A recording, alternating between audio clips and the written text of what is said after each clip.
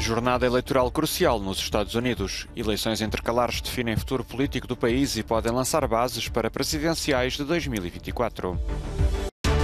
Emmanuel Macron apela ao respeito dos compromissos climáticos mesmo durante a guerra na Ucrânia. O presidente francês discursou na COP27. A Ucrânia anuncia ter recebido os novos sistemas de defesa antiaéreos avançados enviados por Espanha, Noruega e Estados Unidos para combater os bombardeamentos da Rússia. Países da zona euro já gastaram cerca de 200 mil milhões de euros a combater crise energética. A Comissão Europeia pede apoios direcionados a famílias vulneráveis.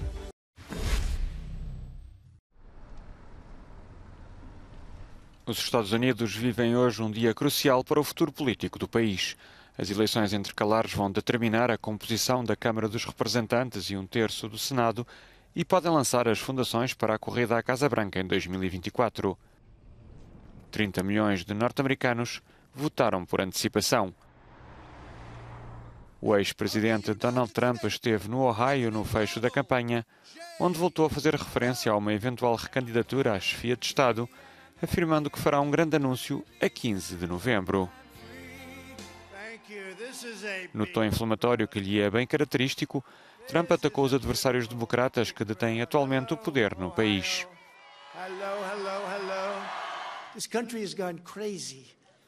Este país enlouqueceu. Isto só há uma escolha para pôr fim a esta loucura.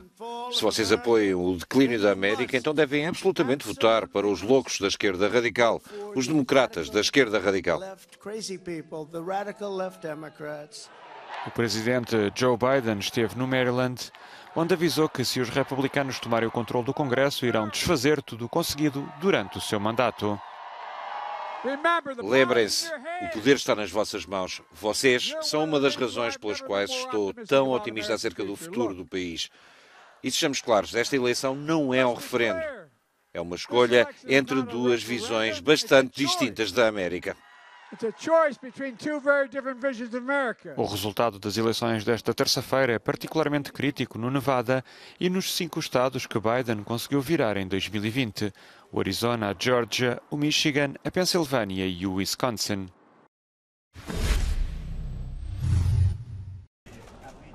O clima não pode esperar e Emmanuel Macron quis deixar clara a urgência logo no início da COP27. O presidente francês falou esta segunda-feira na Cimeira do Clima, a decorrer no Egito, onde alertou para a importância de travar as alterações climáticas, numa altura em que o mundo faz contas ao impacto da guerra na Ucrânia e teme os efeitos da crise energética e alimentar. Não sacrificaremos os nossos compromissos climáticos sob a ameaça energética da Rússia.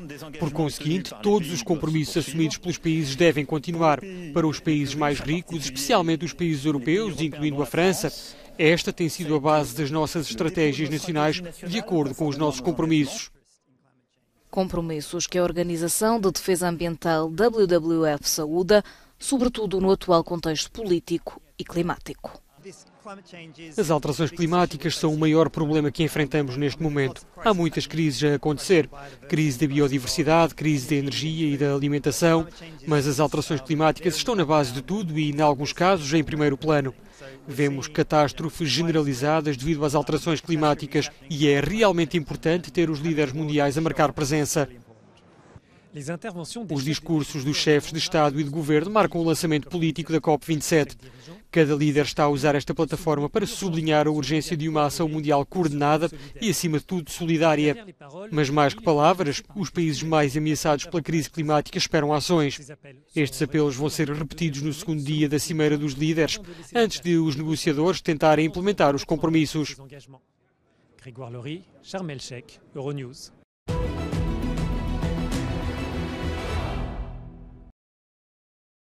A Ucrânia recebeu os novos sistemas de defesa antiaéreos avançados enviados por Espanha, Noruega e Estados Unidos da América.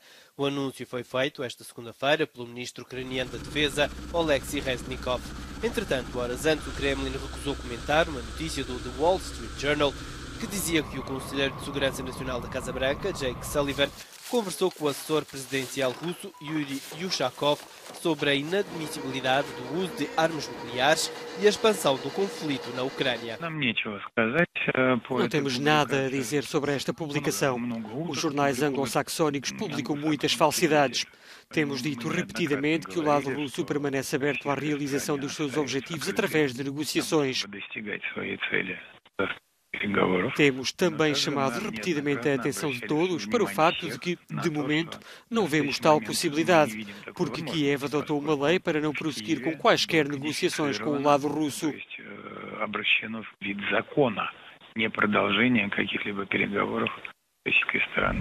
Entretanto, 3 milhões de habitantes na capital ucraniana vivem na escuridão. Os apagões em Kiev são constantes, uma vez que cerca de 40% da infraestrutura de energia da Ucrânia foi danificada ou destruída pela Rússia. O autarca da cidade, Vitaly Klitschko, já avisou os habitantes para se prepararem para abandonar a capital em caso de um apagão total.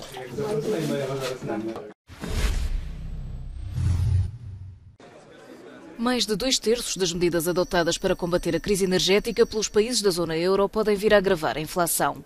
O alerta foi dado esta segunda-feira pela Comissão Europeia após reunião do Eurogrupo. Bruxelas recomenda aos Estados-membros direcionarem os apoios para as famílias mais vulneráveis. Até agora, os 19 países do euro já gastaram cerca de 200 mil milhões de euros a mitigar os efeitos da crise. Vemos em 2022 um impulso fiscal significativo de cerca de 2% do PIB, impulsionado sobretudo pelas medidas para mitigar o impacto dos preços da energia. Foi de 1,25%. E é claro que uma expansão fiscal tão significativa corre o risco de fazer aumentar as pressões inflacionistas. Um risco indesejado, mas necessário, diz o comissário. Já o presidente do Eurogrupo fala em desafios dos apoios e diz que será fundamental que os ministros europeus das Finanças equilibrem a redução da inflação, apoiando ao mesmo tempo as famílias vulneráveis e a competitividade internacional da zona euro. Concertação dentro da União Europeia é a palavra-chave para o Ministro das Finanças português. Fernando Medina disse aos jornalistas portugueses aqui em Bruxelas que a análise dos orçamentos de Estado para 2023 deve ter como objetivo tentar travar a inflação sem criar recessão. Em primeiro lugar, de coordenação das políticas orçamentais entre os vários países da zona euro, mas também de coordenação entre a política orçamental e a política monetária, no sentido delas mutuamente se poderem apoiar num caminho que é um caminho muito exigente, que é o caminho de combatermos a inflação por um lado, mas por outro lado evitarmos que haja uma recessão no espaço da União Europeia. Vamos fazer a análise conjunta daquilo que cada país apresentou como a sua proposta de orçamento. As nossas apostas são bem conhecidas. Nós temos um orçamento de apoio aos rendimentos das famílias, de apoio ao investimento por parte das empresas, mas que também prossegue um esforço de redução do déficit e de significativa redução da dívida pública. No domínio nacional, o Ministro das Finanças disse compreender as palavras do Presidente da República sobre a necessidade de acelerar a execução dos fundos comunitários. A Fernando Medina disse que o Governo está a trabalhar e que há ainda tempo para chegar a bons resultados. Os diferentes programas têm ritmos diferentes da sua execução e quem conhece a execução dos fundos comunitários, dos projetos de investimento, sabe que a sua execução não é linear ao longo do tempo, isto é, não se executa ao mesmo todos os anos. É preciso fazer os estudos, é preciso fazer os projetos, é preciso lançar os concursos, é preciso que tudo isso se desenvolva em obras, no terreno e no concreto. E relativamente ao PRR, o nosso prazo de execução é até 2026 e é nesse sentido da plena utilização dos recursos até 2026 que ele está a ser organizado e que Portugal irá certamente concluí-lo com êxito dentro desse calendário. Recordo que esta reunião do Eurogrupo analisou ainda a questão do método para eleger o novo presidente. O irlandês Pascal Donohoe poderá tentar um segundo mandato, mas ainda não é claro se haverá outros candidatos. Isabel Marques da Silva, Euronews, em Bruxelas.